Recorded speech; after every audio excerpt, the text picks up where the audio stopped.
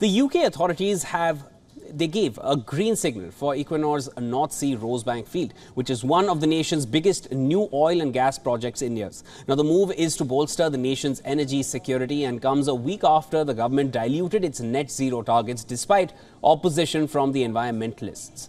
Norwegian oil and gas producer Equinor and Ithaca Energy is subsidiary of Israeli group Delek, with together invest $3.8 billion.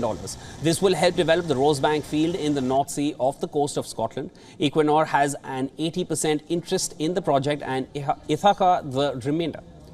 According to the executive chairman of Ithaca Energy, Rosebank stands as the largest undeveloped field in the UK. Its project will create thousands of jobs and contribute significantly to securing the UK's energy needs for many years to come.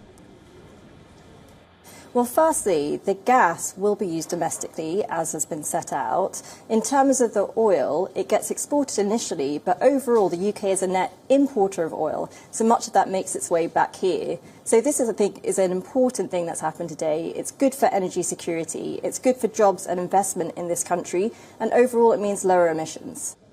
The UK government believes that it must strengthen its energy security via continued production of fossil fuels following the invasion of Ukraine by key producer Russia, even if it comes at a cost of pushing back its target on net zero carbon emissions. Now, this decision was heavily protested against by activists across the UK. A climate campaign group criticised the British government's decision to allow for the Rosebank Oilfield, calling it a climate disaster. Environmental campaigners had urged the government to halt the development of Rosebank, saying it contravened the plan for a net zero economy. Protesters held placards and chanted slogans outside the building as well.